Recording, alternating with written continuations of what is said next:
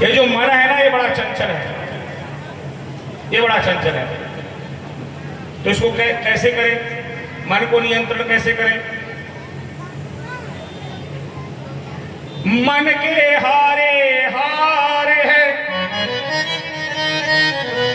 मन के जीते जीत,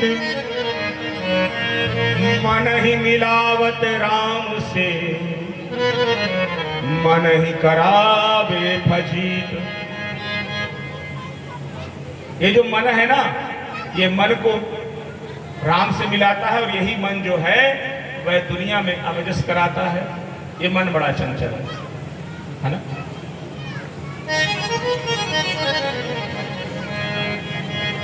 तो मन को कैसे, मन को कंट्रोल करने का एक ही उपाय है।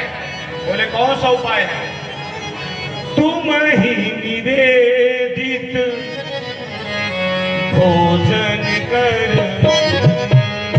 तुम ही निवेदित भोजन करही, तुम ही निवेदित भोजन करही, तुम ही निवेदित भोजन करही, तुम ही निवेदित भोजन करही।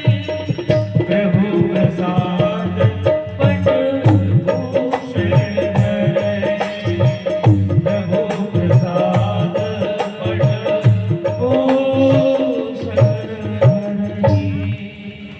देखिए, हमने एक चीज मैं आप लोगों से पूछना चाहता हूं। कुछ अच्छे प्रसंग हैं,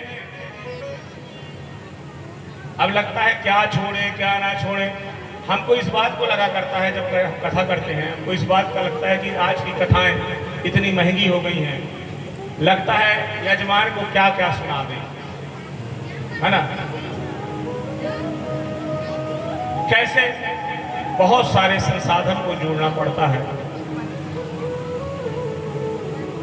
ये बताइए श्यामलाल जी, ये घर आपका है? ये घर आपका है? इस घर के मालिक आप हो? हाँ, तब तो कुछ भागवत सुन लिए। नहीं तो हम सोचते कि आप लोग कहते हैं।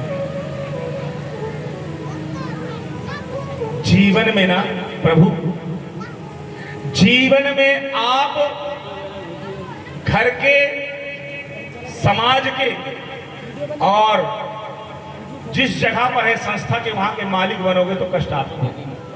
बोले कैसे? आप ये बताइए कि किसी फैक्ट्री में आग लग जाएगी, किसी फैक्ट्री में अगर आग लगी तो उस आग लगने पर मालिक को दुख होगा कि मैनेजर को दुख होगा? बताइए किसको दुख होगा? आप लोग सुन रहे हो, फैक्ट्री में अगर आग लग गई तो उस आग अगर लग गई तो किसको दुख होगा? मालिक को दुख होगा कि मैनेजर? मालिक को होगा, है ना। ओकर बनाई संपत्ति ज्यादा आग लग गई।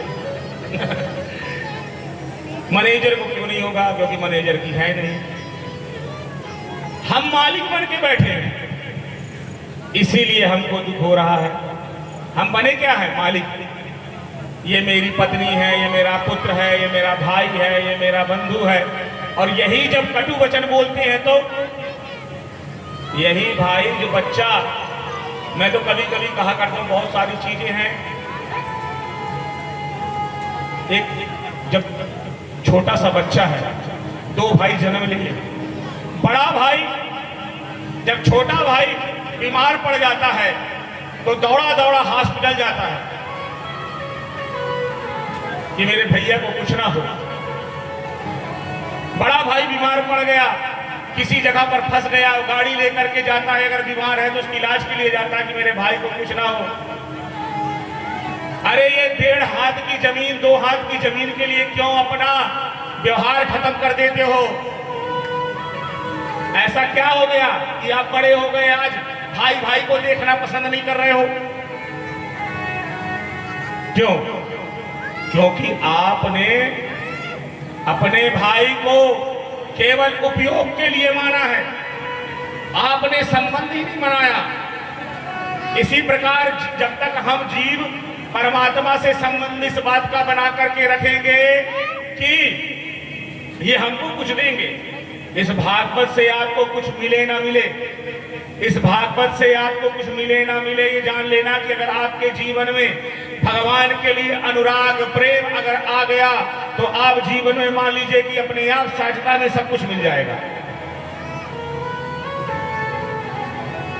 इस उद्देश्य से कभी भागवत में सुनिएगा कि मुझको कुछ मिलेगा, मैं मालामाल हो जाऊंगा, धनवान हो जाऊंगा। धनवान तो तुम अपने बुद्धि के तब हो गए जिस दिन तुम भागवत सुनने के मन की इच्छा जागृत हो गई। उससे बड़ा धनवान क्या है? भगवान के भक्त से बड़ा धनवान कुछ नहीं है। आज भाई बीमार पड़ जाता है तो नहीं जाता, चलो हमारे सब संपत्ति लूट के धरे। अरे ऐसा नहीं, आप मालिक बन के बैठे हो, इस घर के, फैक्ट्री के, सब जगह के मालिक बन के बैठे हो, इसलिए आपको दुख है। एक पुत्र मर गया तो दुख होगा, पत्नी कटु वचन कहेगी तो दुख होगा, परिवार के लोग, समाज के लोग कहेंगे तो दुख होगा। क्यों होगा? क्योंकि आप मालिक बने बैठे हो। आप जिस दिन मैनेजर बन जाओगे ना, उस दिन आपको दुख नहीं होगा। क्यों? क्योंकि सब अपने अपने योग्यता के अनुसार आपके साथ अपना कार्य व्यवहार निभा रहे हैं। ये आप जान लीजिए, हर व्यक्ति अपनी योग्यता के अनुसार अपना कार्य व्यवहार निभा रहा है। इसीलिए आप जीवन में जान लीजिए, आज ही जाइए अपने पुत्रों के ऊपर, अपने गाड़ी के ऊपर, अपने मकान के ऊपर तुलसी रख करके कहिए कि प्रभु ये सब तुम्हारा है, ये मेरा नहीं है। अपने पत्नी के ऊपर भी रख दीजिए, अपने पुत्र के ऊपर भी तुलसी रख के कहिए कि ये सब आपकी है प्रभु। नाथ सकल संपदा तुम्हारी, मैं सेवक समेत सुत नारी। जिस दिन यह भाव आ जाएगा उस दिन आप मन के भी बंधन से भी मुक्त हो जाओगे, है ना। और जो जीव का, शरीर का बंधन है उससे भी आप मुक्त हो जाओगे। इसलिए जीवन में बंधन का कारण केवल क्या है? मनुष्य खुद ही बंधन का कारण बना हुआ है ना। सब अपना माना बैठा हुआ है। हम उसके रक्षक हो सकते हैं लेकिन हम उसके मालिक नहीं हो सकते। हम उसके सेवक हो सकते हैं लेकिन हम मालिक नहीं हो सकते हैं। हम अपने कर्तव्यों का निर्वहन करना चालू कर दें तो हमको अपने आप अधिकार मिलने लग जाएंगे। हम अपने जीवन में अपने पद को अग्रसर कर लें तो हम कभी पदभ्रष्ट नहीं होंगे। यही जीवन का सार है। बहुत अच्छी बात बताई। इस जीवन में व्यक्ति भोग भोगता है, नित्य नए भोग भोगता है। देखिए, इसको भोगने से भी आपको कुछ नहीं मिलेगा। भर्तरी जी ने एक बहुत अच्छी बात कही है, कितना भोगोगे? सुपारी खाते खाते एक दिन तुम्हारा दांत ही टूट जाएगा, तुम्हारा दांत ही नहीं रहेगा। ये तृष्णाएं कितना भोगोगे? एक दिन इंद्रियाएं साथ नहीं देती भोग भोगने के लिए। आप खूब खा लिए तो बाहर जाना पड़ जाता है ना। शीत घाम लग जाता है, ठंडी गर्मी, ये शरीर भी साथ नहीं देता। क्या भोगोगे? जिस चीज को भोगे हो उससे अतृप्त हो जाओगे भोगते भोगते। कहते हैं भोगेन भुक्ता वयमेन भुक्ता तपो न तृप्तम वयमेव तृप्तम कालो न यातो वयमेव यातः तृष्णा न जीर्णा वयमेन जीर्णा। भोगेन भोक्ता, जितने बार भोगोगे भोग तुमको भोग लेगा। हम जीवन को भोग रहे हैं, जीवन हमको भोग रहा है। देख लीजिए ना, हम सोच रहे हो कि हम जीवन में जी रहे हैं, जीवन आपको भोग रहा है। वह कैसे? तपो न तृप्तम, आप फिर भी तृप्त नहीं हो पाए। अभी तक आप तृप्त नहीं हो पाए। फिर उसके बाद कालो न यातो वयमेव यातः। ये जो काल है ना, ये भी आपको, जो समय को आप भोग रहे हो वह समय आपको भोग लेगा। लेकिन तृष्णा न जीर्णा, तृष्णा कभी नहीं जीर्ण होती है, वह हमेशा नई की नई रहती है तृष्णा। इसीलिए काया जीर्ण हो जाती है लेकिन तृष्णा कभी वयमेन जीर्णा, कायेन जीर्णा वयमेन जीर्णा। इसीलिए आपसे निवेदन है कि इस बात का विशेष ध्यान दीजिए। जीवन में हमको सब कुछ करना है लेकिन जीवन में इस बात का विशेष ध्यान देना है कि हमारा संबंध नित्य नए भगवान के साथ है। व्यक्ति को अहिंसा का परित्याग कर देना चाहिए। सबके अंदर, सबके प्रति आपको निष्ठात्मक प्रीति रखना चाहिए। बोली माता ने कहा कि प्रभु हमसे प्रसन्न कैसे होते हैं। कोई द्रव्य से होते हैं, कोई धन से होते हैं। प्रभु धन से प्रसन्न नहीं होते, प्रभु तो केवल मन से प्रसन्न होते हैं। और मन हम अगर भगवान को दे दिए तो मान लीजिए हम मन भी नहीं दे पाते। हम लोगों को, हम जो है ना, हम जीव भगवान को अपना मन भी नहीं दे पाते। तन तो छोड़िए, मन भी नहीं दे पाते। किस प्रकार से, एक उदाहरण के साथ मैं आपको बताता हूँ। एक बहुत अच्छा दृष्टांत याद आ रहा है। आदरणीय यजमान परिवार, आप ध्यान दीजिए। एक बार एक व्यक्ति थे, एक सेठ जी। सेठ जी ऐसे आकर के भागवत इत्यादि में बैठते थे तो दान की महिमा को सुना और उनके मन में ये आया कि यार मुझको भी कुछ दान करना चाहिए। बहुत कंजूस, इतने कंजूस की जिसकी सीमा नहीं, है ना। उन्होंने क्या सोचा कि मैं आज दान करता हूं। दान की बड़ी महिमा संत लोग बताते हैं, विद्वान लोग बताते हैं। तो अपने तिजोरी से पैसा निकाला, 1 रुपए निकाला और 1 रुपए निकाल करके हनुमान जी के मंदिर में चल दिया। और लेकर के चलती है तो मंदिर में लाइन लगी थी। लाइन लगी थी, बड़ी लंबी लंबी लाइन लगी थी। तो हाथ में पैसा रखे रखे उसमें पानी आ गया, पसीना आ गया हाथ में रखे रखे, और देखते पैसे को और फिर बंद कर लेते, फिर देखते फिर बंद कर लेते पैसा। और देखते देखते भगवान के पास तक पहुंच गए। तब तक वो और गीला हो चुका था 1 रुपए, है ना। हाथ में रखे ना वो गीला हो जाता है, 1 रुपए और गीला हो चुका है। अब वहां मंदिर में जैसे डालना चाहा तो देखे कि इसमें से पानी आ रहा है, या तो कह रहा है कि मत डालो, ये रो रहा है कि मैं तुमसे बिछड़ना नहीं चाहता हूँ। अतः सेठ जी वो 1 रुपया लेके चले आए वापस। पहले सब पैसा कहा था कि लेके चले आए। हुआ क्या,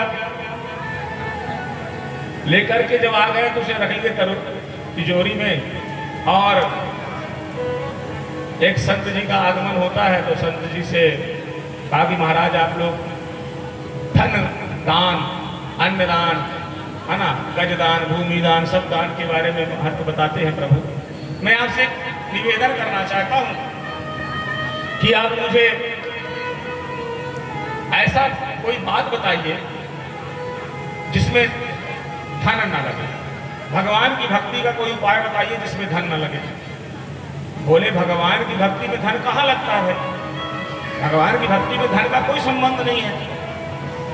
बोले तो क्या करें।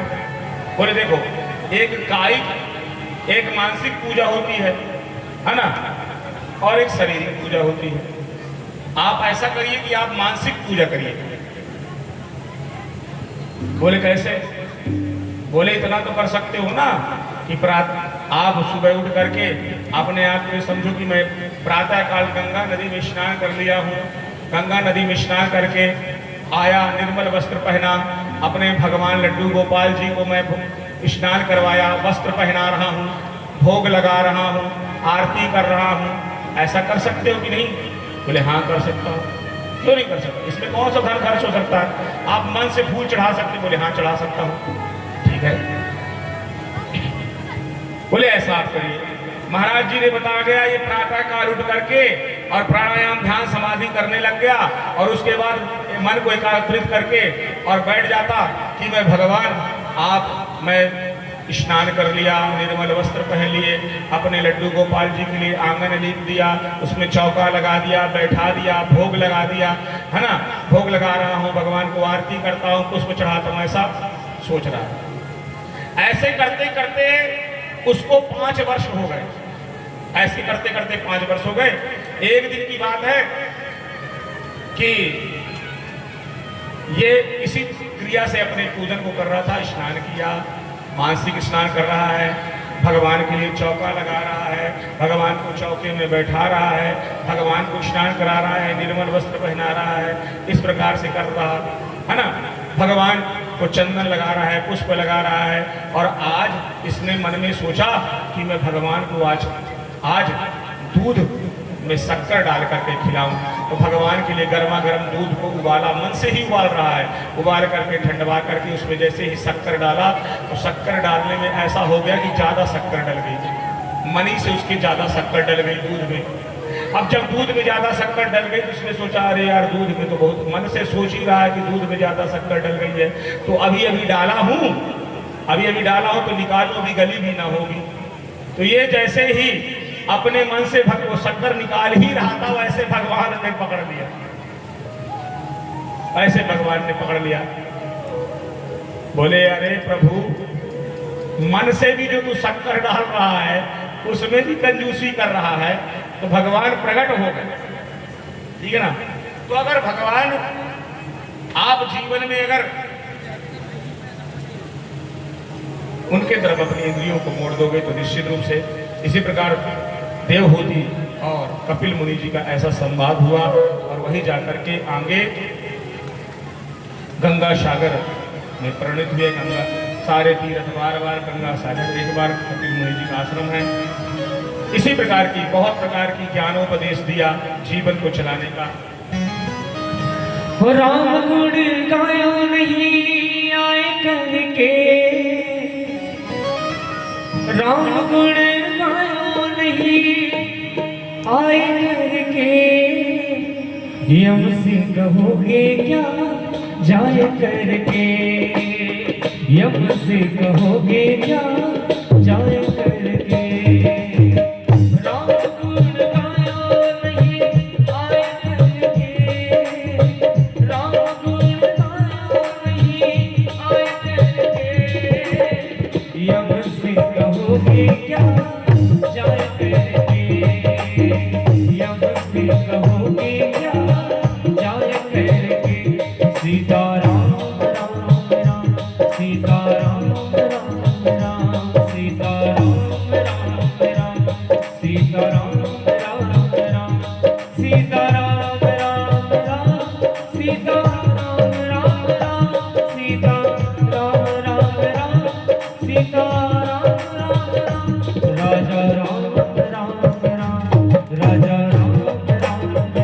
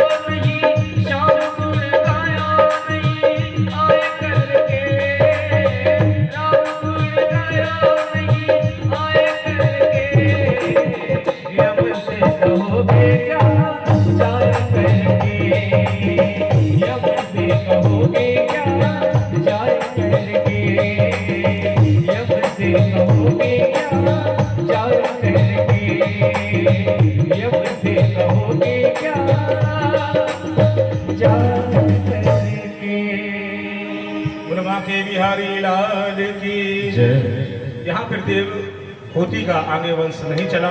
इनकी दो और बहनें आकुति और प्रसूति। जो प्रसूति हैं वह दक्ष प्रजापति के साथ ब्याही गई। आकुति का विवाह रुचि प्रजापति के साथ हुआ। इन्हीं के यहाँ यज्ञ नारायण भगवान के रूप में प्रकट हुए। प्रसूति का विवाह दक्ष प्रजापति के साथ हुआ। दक्ष प्रजापति की कन्या जो सती, उन्हें महारानी सती के रूप में जो है वो भगवान शंकर के साथ ब्याही गई। लेकिन जब से दक्ष प्रजापति ने प्रजापति का पद प्राप्त किया, तब से अभिमानाचूर हो गया। शंकर ने उनको प्रणाम नहीं किया, जिसके कारण वह अपने यज्ञ में शंकर जी को स्थान देना उचित नहीं समझा, अन्यत्र देवताओं का स्थान दिया। वहां से सती के आग्रह पर वह अपने पिता के यज्ञ पर गई हैं और यज्ञ में जब अपने पति का स्थान न देखा तो योग अग्नि के द्वारा अपने शरीर को भस्मीभूत कर दिया है। यहाँ पर जाकर के जब इस समाचार जब सती भस्मीभूत हो गई हैं तो जो वीरभद्र इत्यादि सब देवता हैं, नंदी संगी भंगी, उन्होंने यज्ञ को विध्वंस करना चाहा और इसके पश्चात दक्ष प्रजापति की गर्दन को काट करके और उसमें बकरे का सिर लग दिया। इस प्रकार से यह कथा आप सभी इस बात को जानते हैं। इसके पश्चात इन्हीं के हम आगे चल करके आकुति, देवहूति और प्रसूति तीनों कन्याओं के वंश का वर्णन हुआ। स्वयंभू के दो और पुत्र हैं जिनका नाम उत्तानपाद और प्रियव्रत है। उनकी आप हम सुने। उत्तानपाद जिसका उत्तम पद, उसको उत्तानपाद कहते हैं, है ना। उत्तमः पादः स उत्तानपादः। उत्तानपाद राजा जो थे वह कर प्रधान थे। जिनका पैर उत्तम हो उसे उत्तानपाद कहते हैं। एक दिन की बात है, वह उत्तानपाद अपनी पत्नी से बहुत प्यार करते थे। लेकिन एक दिन एक सुंदर प्रांत वन में गए। वहां पर एक नवयुवती राजपुत्री को देखा है जिसका नाम सुरुचि था। उसको ला करके विवाह कर करके ले आए।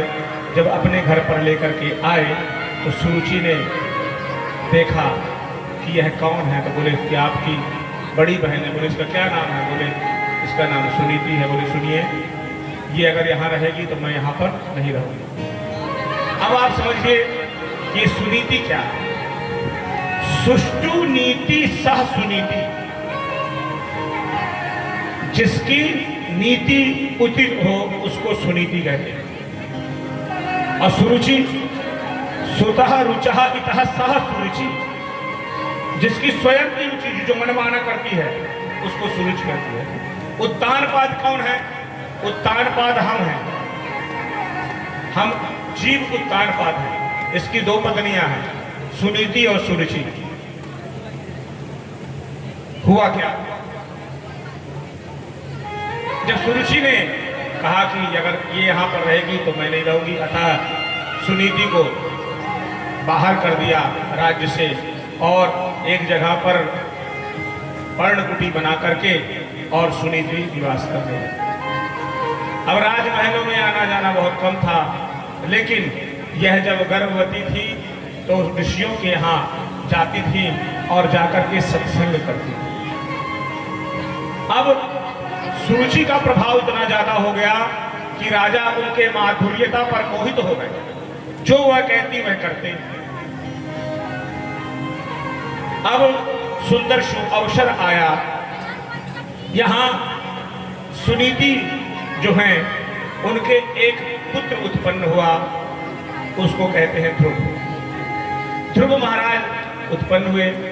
ध्रुव माँ के साथ सत्संग में जाते और माँ की आज्ञा का अनुसरण करते।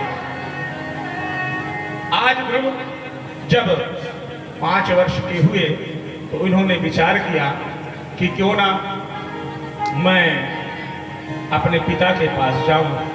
तो पिता के पास जैसे ही दौड़े दौड़े जाते हैं, पिता से वही प्रेम स्नेह है। जब गए तो पिता राज सिंहासन पर बैठे हैं, जैसे ही अवलंबन करना चाहा ध्रुव को अपनी ओर वैसे सुनीति के पुत्र को देखकर सुरुचि ने तुरंत कहा, ये क्या कर रहे हो राजन,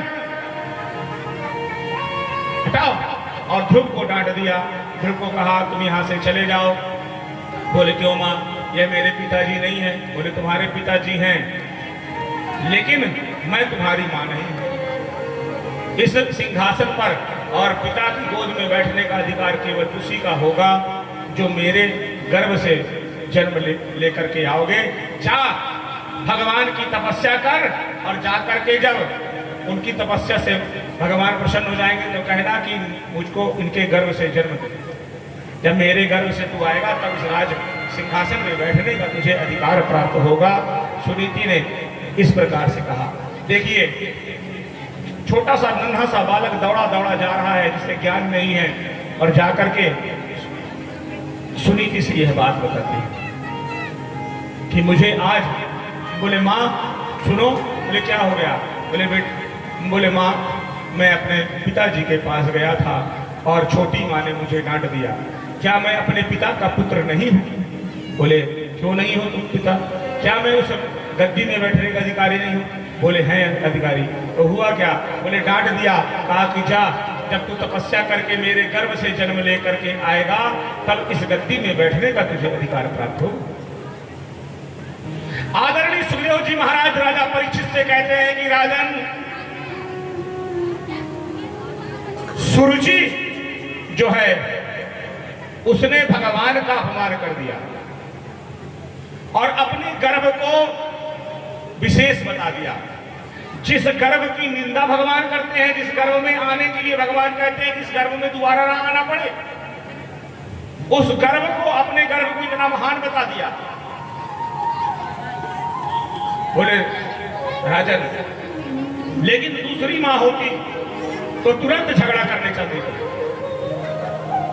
यहां पर सुनीति जो है अपने पुत्र से कहती है कि सुनो, तो इसमें गलत ही क्या है। आपकी माँ जो है ना सुरुचि, वो भी तो माँ है। आपको तो बहुत अच्छा उन्होंने कहा, उपदेश दिया। बोला, क्या उनको भगवान से मिलाने की प्रेरणा दे दी। हाँ बेटा, जा तू भगवान से मिल, और भगवान से मिल और भगवान से प्रार्थना कर। उसमें बुरा ही क्या है, तेरे को तो इतना अच्छा उपदेश दिया।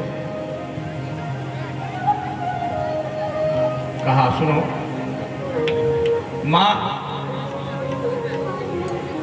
मैं भगवान को देखने कहां जाऊं, कहां मिलेंगे भगवान। बोले, भगवान तो हर जगह है पुत्र, देखने का नजरिया है। बोले, जा तू तपस्या कर। आज ध्रुव जी महाराज तपस्या के लिए दौड़े दौड़े चले गए हैं। देखिए,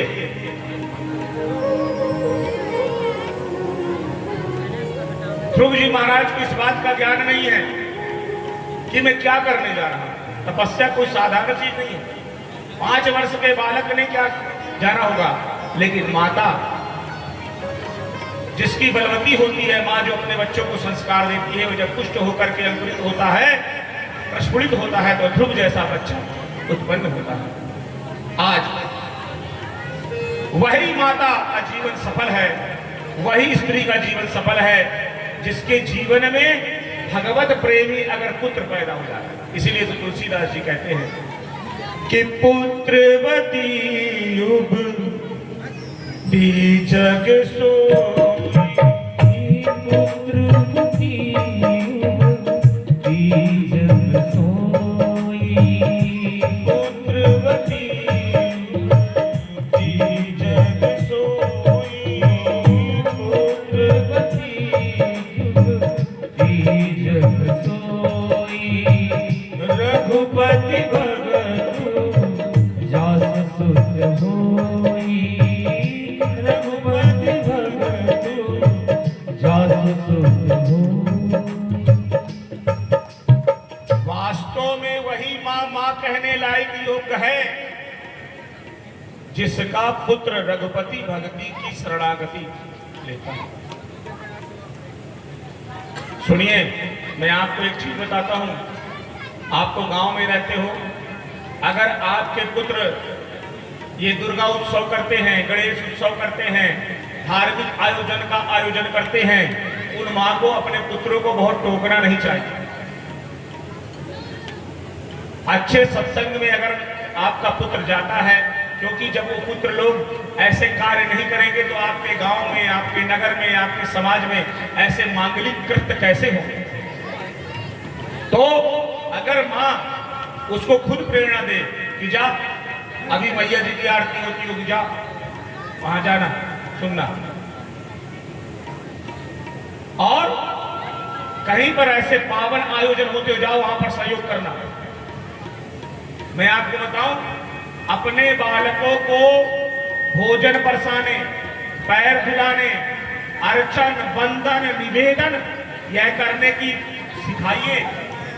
और पैर धुलने की बात केवल ये नहीं कि ब्राह्मणों को धुलना है, अपने घर में आए हुए अतिथि, अपने से पूज्य लोगों को सिखाइए। यह परंपराएं लुप्त होती चली जा रही हैं। पाश्चात्य संस्कृति की ओर जब आप बढ़ने लग जाएंगे तो निश्चित रूप से विनाश की ओर ही अग्रसर होंगे। उस माँ को सिखाना चाहिए। हमारी माएं आज के समय की जो लड़कियां हैं वो क्या सिखा रही हैं? मोबाइल देखना सिखा रही हैं। हम लोग मोबाइल देखकर तो भोजन नहीं करते थे। इसमें से जितने लोग बैठे क्या मोबाइल देख करके भोजन करते थे? थोड़ा इसको सुधारो यार, डाउन हो गए। तो कहने का अभिप्राय यह है कि आज माँ खुद कहती है, मोबाइल दिखा दिखा के अब झुंझुना घर से गायब हो गए। तालियां, पहले बच्चा जब भोजन नहीं करता था तो पिता, छोटा भाई, बड़ा भाई उसके सामने नाच नाच के भोजन कराते थे। मैया दौड़ी दौड़ी भोजन कराती थी कि नहीं? आज के समय मोबाइल दे दिया। एक और अच्छी बात है, लड़का अगर रोने लगे तो मोबाइल दे दो, अपना हम काम कर लें। अरे हम लोग भी तो बचपन में रोए होंगे, हमारी माँ ने कैसा हमको पाला होगा। ऐसा संसार में कोई बालक है कि जो रोता नहीं? तो पुत्रवती युवती जग सोई। आज हमने मोबाइल दे दिया, फिर कहते हमारा बच्चा खूब मोबाइल, फिर उसके बाद चश्मा लग जाएगा, उसके बाद आपकी बात नहीं। और सुनिए, जिनके जिनके घर के लड़के मोबाइल देख के छोटे छोटे बच्चे जन्म ले रहे हैं ना, आप जान लीजिए वो अपने आप स्वाभाविक चिड़चिड़े हो जाएंगे। आप देख लीजिएगा, स्वाभाविक प्रक्रिया है चिड़चिड़ा होने का। मोबाइल से जो रेटिना निकलती है ना, वो व्यक्ति को चिड़चिड़ा बनाती है। आपका बच्चा क्रोधी हो जाएगा, आपका बच्चा तामसिक, ऐसा आप देख ही लीजिएगा, प्रभाव दिखेगा।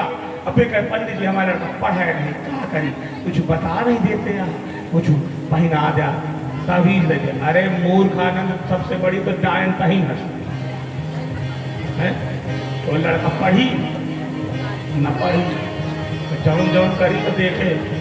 आज मोबाइल देखा था, कल मोबाइल में दिखे लगे हैं। जान, कहने का मतलब यह है कि माताओं से ये निवेदन है, माँ अपने पुत्र की सबसे पहली गुरु होती है। माँ अपने पुत्र की सबसे पहले गुरु होती है। सबसे ज्यादा समय अगर वो किसी के साथ बिताता है तो माँ के साथ, और माँ के स्वभाव से ही पता चलता। मैं तो किसी को देखने जब जाता हूँ ना, लड़की अगर देखने का कहीं अवसर मिला तो मैं उसको लड़की को नहीं देखता, वो गोरी होगी, काली होगी, ऊंची होगी, नीची होगी, इससे क्या मतलब? ये तो शरीर है, मन कोई नहीं देखता। व्यक्ति का मन देखना चाहिए। और मैं सबसे ज्यादा सास को देखने जाता हूँ। अगर उसके घर की माँ अच्छी है, जो हमारी समधिन बनेगी, अगर उसकी वो अगर अच्छी है तो निश्चित रूप से बच्ची के अंदर अच्छे संस्कार अपने आप प्रस्फुटित हो जाएंगे। और आपको मैं बता दूं, माँ के कुछ स्वाभाविक गुण पुत्री के अंदर आ ही जाते हैं, ये आप जान लीजिए, और पुत्र के अंदर भी आ जाते हैं। इसीलिए जीवन में इस बात का विशेष ध्यान दीजिएगा। आप, यह मैं कोई प्रवचन नहीं कह रहा हूं, आपके घर में अगर कलह अगर हो रही है, अब तो और कलह होगी। पहले मालूम है व्यक्ति नशा करता था, शराब का, भांग का, गांजे का नशा करता था। अब कितने नशे आ गए, अब कितने नशे आ गए। इंस्टाग्राम, फेसबुक, है ना, और ट्विटर, ये सब नशे आ गए हैं आपके पास। पहले व्यक्ति कहता था काम, क्रोध, मद, लोभ छोड़ो, अब तो हम कहते हैं कि आप पहले मोबाइल से थोड़ा सा दूर हो, एक और व्यसन व्यक्ति पाल लिया है। ऐसा नहीं है, आविष्कार उचित है, मोबाइल देखना चाहिए, लेकिन ऐसा नहीं कि हम दीवाने हो जाएं। मैंने देखा है कि 12-12 बजे तक मोबाइल लड़के देखते रहते हैं और नहाते तक नहीं, उनको होश नहीं है कि हमको नहाना है ना, खाना है। जिसको अपने दिनचर्या का, अपने कर्तव्य का, अपने बोझ का ज्ञान ना हो, आप जान लो कि आप पागल हो रहे हो।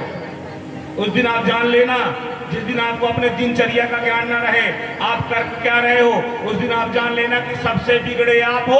और बहुत जल्दी यही सब जो है ना, यही आपको विपत्तियों में डालने का कार्य करेंगे। इसीलिए माताओं से निवेदन मैं करूंगा, मैं जहां भी कथा करता हूं इस बात को विशेष कहता हूं कि आप अपने बच्चों को अच्छे मार्ग पर लेकर के जाइए। ध्रुव जी यहाँ से माँ की आज्ञा को पा करके सीधे वन की ओर चले गए हैं। वन में जब गए तो क्या है, अब भगवान कहाँ मिले, वन में थोड़ी ना भगवान का, भगवान वन में रहते हैं। वन को, अपने जीवन को ही वन बना लीजिए, अपने मन को ही वन बना लीजिए। अब भगवान का भजन करने के लिए गए, एकांत ढूंढ रहे हैं, कहाँ जाऊं, कैसे जाऊं।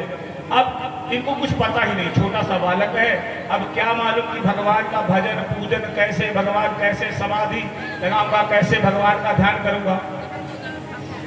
तो इसके लिए सद्गुरु होना जरूरी है। आदरणीय यजमान परिवार, ये आप मान लीजिए कि जिसके जीवन में गुरु नहीं उसका जीवन शुरू नहीं।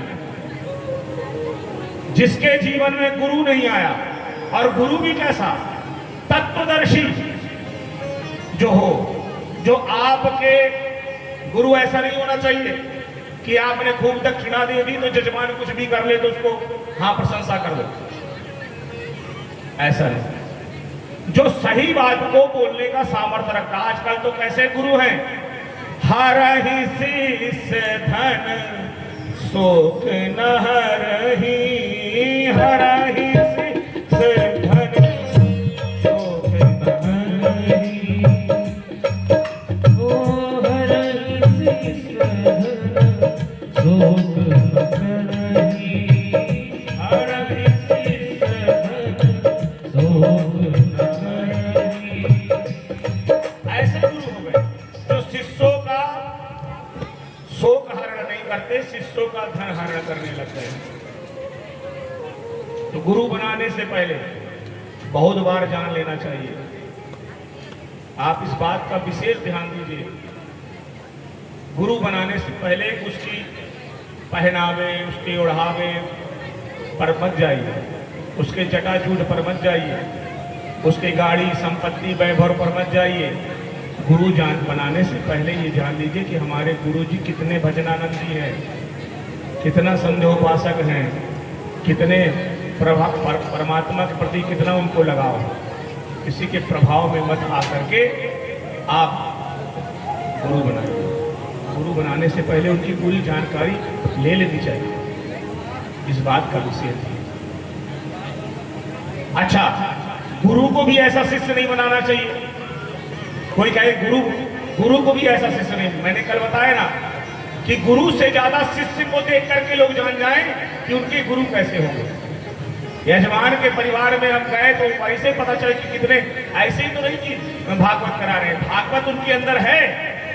हमारे घर में कोई गरीब आ जाए, कोई असहाय आ जाए, कोई भूखा आ जाए, जिसके घर में भोजन नहीं, उनकी और कहने लगे और अरे रोज रोज मंगैया आ जाते। अरे तुम भागवत क्या सुने, अरे तुम्हारे को भगवान ने इतना सामर्थ्यवान बनाया है कि तुम अपने हाथ से दे सकते हो, इतना सामर्थ्यवान बनाया है। याचना भी व्यक्ति सबके यहाँ नहीं करता। अगर आपको याचना के पात्र को बनाया है तो आप बड़े भाग्यशाली हो, इस बात को जान लो। आपके यहाँ पहले लोग संत आते थे, भोजन करते थे, उस घर का वातावरण अलग बन जाता था। आज आते ही नहीं। आज तो पहले पूछते, पहले कुत्ता बंधा रही घर के बाहर, वैसे भों भों कर रहा है। पहले घर के बाहर पहले लिखा रहा सुस्वागतम, लिखा रहता कुत्ते से स्वागत है। यानी इसके घर के अंदर कुत्ते हैं इसलिए सावधान। भाई कुत्ते से सावधान का मतलब क्या है? इस घर के अंदर कुत्ते हैं, तो कुत्ते हैं यहाँ पे कुछ कुत्ते रहते हैं। कहने का मतलब ये है कि आपके जीवन में भगवान और गुरु जब दोनों अच्छे मिल जाए तो तत्काल क्षण उसी क्षण पैर पकड़ लेना चाहिए। ऐसे ही नारद जी मिल गए, वहां से आते हुए नारद जी जब मिल गए तो नारद जी को देख करके ध्रुव जी ने तुरंत उनसे निवेदन कर दिया कि आप प्रभु, मैंने सुना है कि आप वीणा लेकर के जा रहे हैं, आप कोई संत हैं, आप कोई ज्ञानी हैं, आप मुझे मार्गदर्शन प्रशस्त करिए, मैं कहाँ जाऊं? नारद जी ने कहा कि सुनो, यहाँ क्या कर रहे आए हो? कान में यहाँ क्या कर रहे हैं? बोले मैं भगवान से मिलने आया हूँ। बोले भगवान से मिलने आया तो भगवान वन में थोड़ी ना रहते, वन में तो भालू, शेर, चीते रहते हैं। बोले सुनो, मेरी मैया तो कहती है कि सबके अंदर भगवान रहते हैं, भालू चीते सबके अंदर रहते हैं। ध्रुव जी ने कहा को वचन को सुना, जान गए कि पहली सीढ़ी तो मजबूत है। अब देखो गुरु यहाँ परीक्षा करो, पढ़ी सीढ़ी तो मजबूत है। बोले सुनो, यहाँ पर रहोगे तो यहाँ पर खाने को कुछ नहीं मिलता। बोले प्रभु, यहाँ पर मैं पत्ते खा लूँगा, फल खा लूँगा। बोले दूसरी सीढ़ी भी इसकी बड़ी मजबूत है। बोले यहाँ पर बचोगे कैसे? बोले गुफाओं, भगवान ने गुफाएं बनाई हैं, इन कंदराओं में रह करके मैं भगवान का भजन कर लूँगा। लेकिन मैं आदरणीय पूछना चाहता हूँ, आप अपना परिचय दीजिए। नारद जी ने ऐसा अपना परिचय, नारद ददाति सह नारदा, एक चीज बताएं, जिसको नारद मिल जाए तो ये मान लीजिए कि सब कुछ भी, उसको भगवान मिलने से कोई नहीं रोक सकता। जिसको नारद मिल जाए उसको भगवान मिलने से कोई नहीं रोक सकता है, क्योंकि जिन जिन को नारद जी मिले उनको भगवान के दर्शन हुए हैं। और आज वहां पर उनके कान में गुरु मंत्र दे दिया, मंत्र डाल दिया कान में। और मंत्र कौन सा? ओम नमो भगवते वासुदेवाय मंत्र को जब दे दिया, इसी मंत्र के सहारे ये अपने भव सिंधु से पार होने का जुगाड़ बना लिए। क्योंकि गुरु बिन भव निधि तरि है न कोई, गुरु बिन भव निधि तरि न कोई, बिन भव निधि तरि न कोई, जो विरंची शंकर सम होई, जो विरंची शंकर सम होई। तो गुरु के बिना कोई कर नहीं सकता।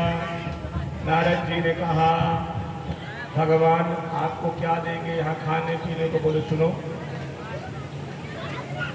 जब दांत न थे तब दूध दियो,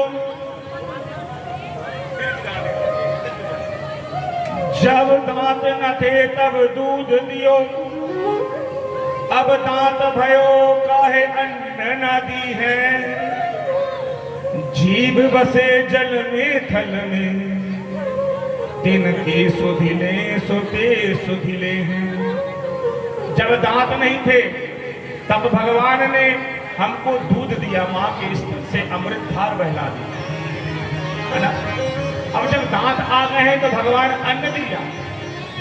जीव बसे जल में थल में, दिन की सुनसो तेरी न ले हैं। जो जीव जल थल में बसा है उन तक की भगवान सुध लेते हैं, उन तक को भगवान मिल जाते हैं, उनकी सुध लेते हैं। जान को देते अजान को देते, जहान को देते तो दो ही विदे हैं। वो जानते को भी देते हैं, जानते को भी देते हैं, किसको नहीं? काहे को सोच करे मन मूरख, सोच करे कुछ हाथ न हैं, सोच करे कुछ हाथ न हैं। परमात्मा सबको सब कुछ देते हैं। इस जगत में परमात्मा ने सबको कुछ ना कुछ दिया है। और इस प्रकार से ध्रुव जी की निष्ठा को जान करके मंत्र दिया। और मंत्र दृढ़ मम विश्वासा, जो मंत्र पर विश्वास करते हैं आप जान लीजिए नवदा भक्ति में ये भी है कि मंत्र पर जिसने विश्वास कर लिया है उसका जीवन कल्याण हो गया है। कितने लोग तो गुरु मंत्र का जाप भी न करते होंगे। और ये गांव में, मैं इस गांव की ये प्रबुद्धता जानता हूँ कि यहाँ गांव में 90% लोग गुरु मंत्र से दीक्षित हैं, किसी न किसी गुरु से दीक्षित हैं। यहाँ पर अन्यत्र कथाएं भी होती हैं, अनेक गुरु भी हैं आपके परिवार में, लेकिन गुरु मंत्र का जाप आप कभी नहीं करते।